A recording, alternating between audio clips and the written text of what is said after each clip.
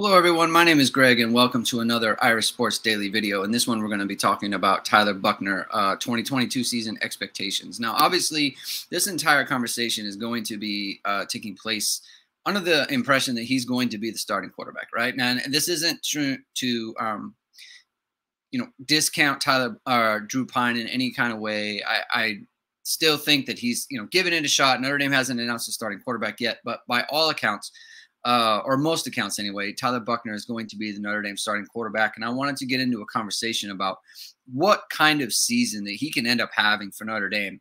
I think it's our kind of our instinct to kind of hedge on what a first-year starting quarterback is going to be. No one is going to come out and make a bunch of lavish predictions about what he can do and the type of player that he can be, how good he can be.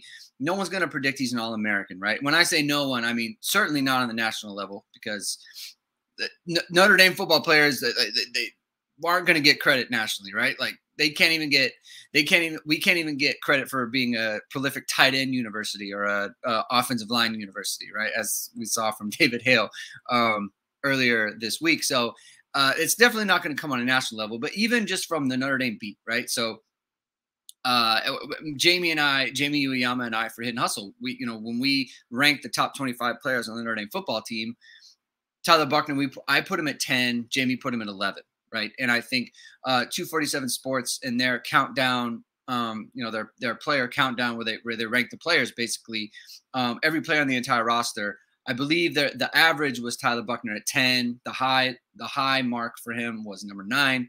The low mark was number 11, right? So everyone has him in that kind of 10, 9, 11 range or whatever.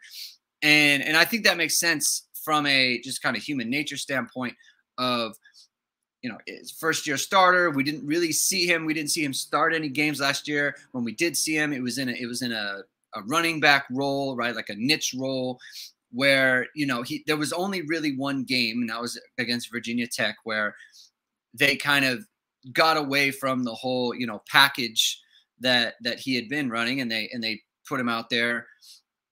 It was just it was his team, and it was going to be his team, it looked like, until he rolled his ankle. And that was, obviously we saw some really good things. Like he led 2 touchdown drives in the first half, really good throw to Kevin Austin. He had a really good seam throw to Avery Davis. Things looked really good. And then there was the pick 6. And then there was another interception, right? That looked like it was going to lead to Notre Dame actually losing the game before Jack Cohn came in after the Tyler Buchner injury and saved everything. So that's what will lead people to feel like, we're not going to predict greatness for Tyler Buchner right away.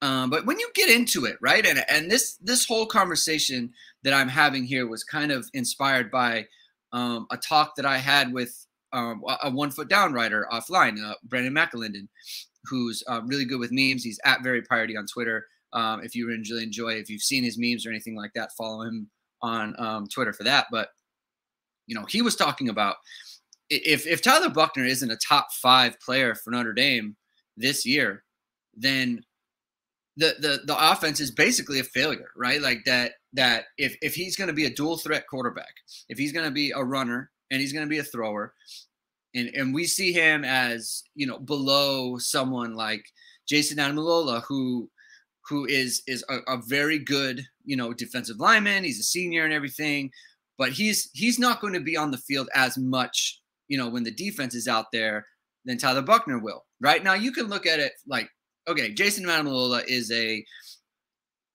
defensive lineman, right? We expect him to play very well, and I think the question is the type of impact, right? No one on defense, I don't think, is going to be projected to be on the field as much. I mean, maybe Brandon Joseph or anything like that, but then even then, Brandon Joseph are going to be ranked higher than Tyler Buchner in the top 25, right? Like I certainly did. I want to say I had him, 3 or 4, right? So I don't think it's a stretch to say, okay, Brandon Joseph's going to be ranked ahead, but a part-time defensive lineman, and as good as Jason Ademilola is, and we all think he's going to be, he's going to get, 45, 50 snaps a game, whereas Tyler Buchner's projected to get all of them on offense, right? So if Tyler Buchner isn't ranked ahead of him, then is this offense a failure? And and I don't, using the word failure is a strong for me personally, but that was what, what what Brendan was coming from it. And I kind of get it, right? Just from thinking about what the offense wants to be under Tommy Rees. He wants to throw. He wants to be dynamic. He wants to get the ball outside with the RPOs, and that's something that Tyler Buchner has been good at, right? In his freshman season, that was what he did a lot. Ran a lot of RPO actions, a lot of zone reads, a lot of quarterback counters, and that sort of thing.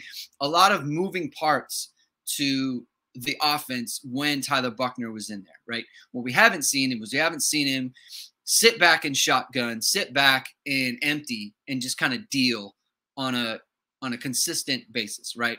But I want to bring up, while I'm talking here, I want to bring up his highlights from high school, because he is that type of player. He was recruited to be a passing quarterback.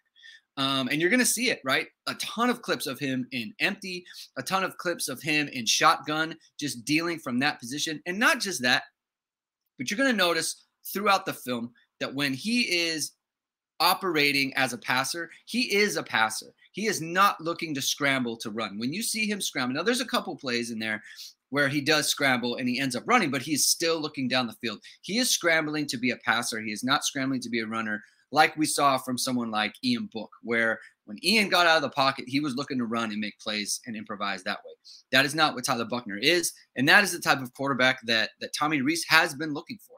So I'm just going to put that up, and we're just going to keep talking about the type of season that he can have. So, we're seeing Tyler Buchner here on the first clip, right? Just scrambling again to throw, and he ends up finding an open receiver for a touchdown.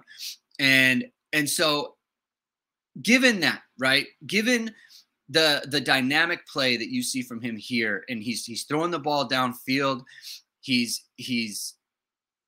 taking shots, aggressive play. You're going to see him on run plays, hit big plays on runs. We've seen Notre Dame do that. We've seen him do that at Notre Dame, right? We've seen him use his legs to create a throwing lane for Chris Tyree against Toledo that went for a long touchdown.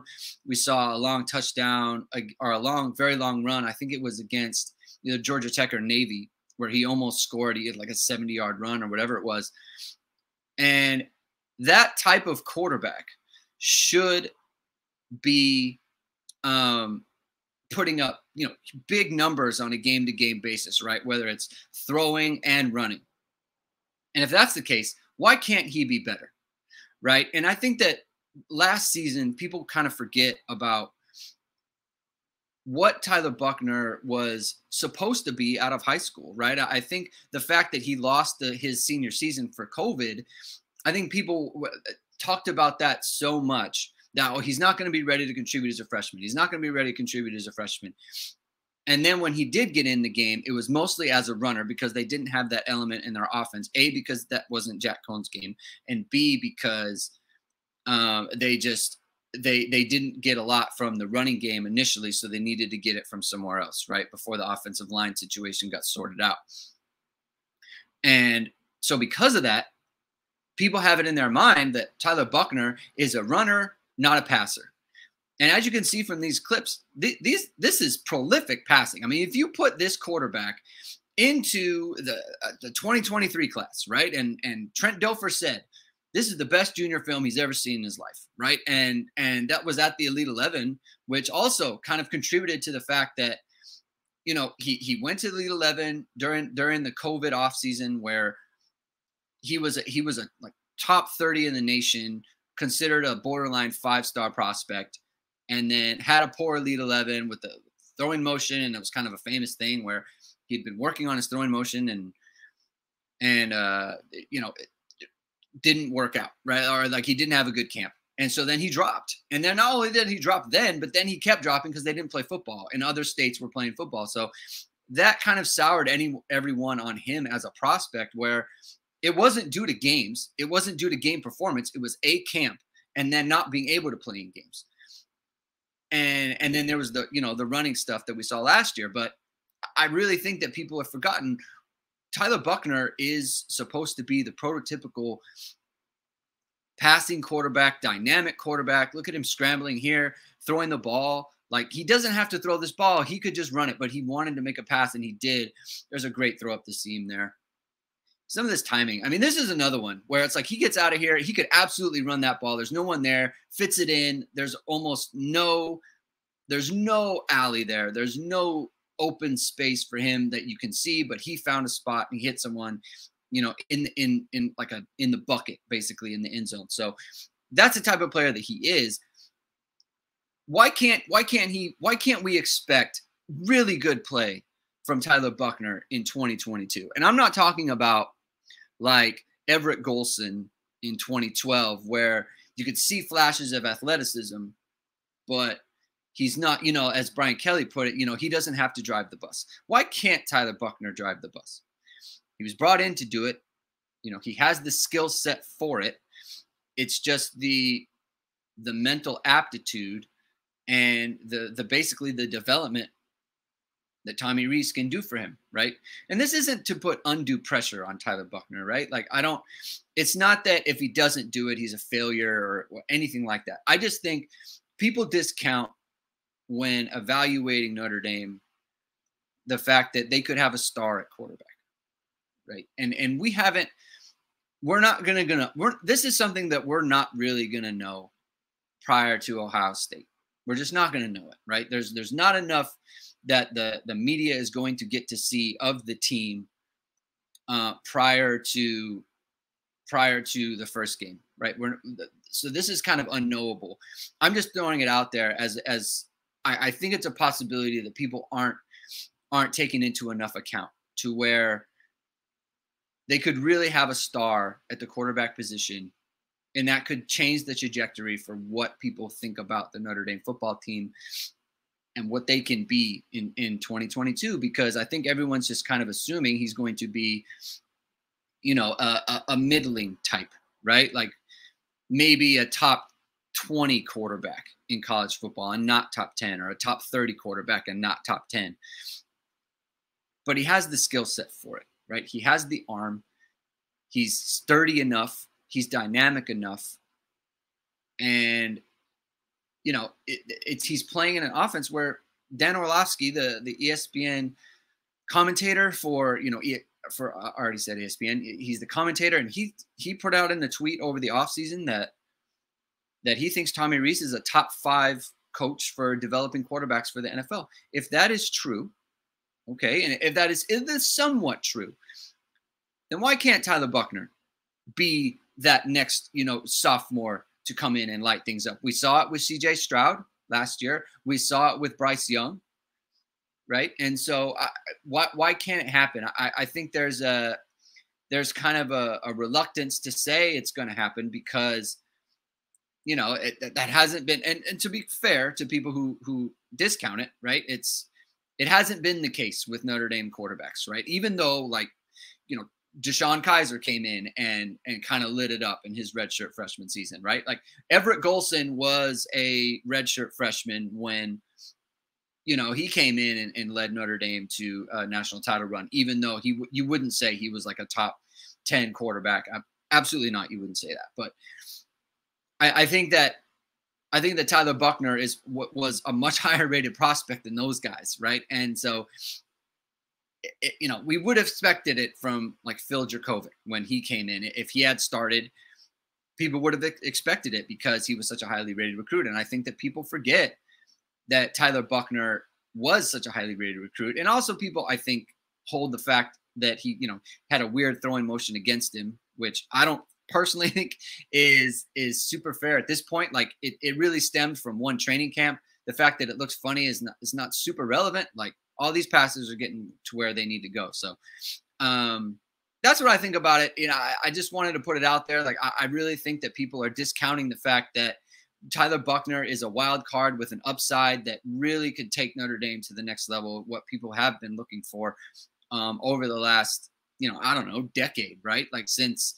Brady Quinn, basically, you know, people have been looking for kind of that quarterback that can really scare defenses and put defenses on their heels and take Notre Dame's offense to the next level, where people are afraid of them, right? Where you feel like Notre Dame is a dangerous offense. Think of them the same way as like you do Oregon or you do Ohio State or Alabama, you know, something like that, where you feel like they're super dangerous, right? Oklahoma, right, with Lincoln Riley. So that's how I feel about it. You know, let me know in the comments of this video on YouTube, or go to irasportsdaily.com and hit me up on the message board and let me know what you think about that.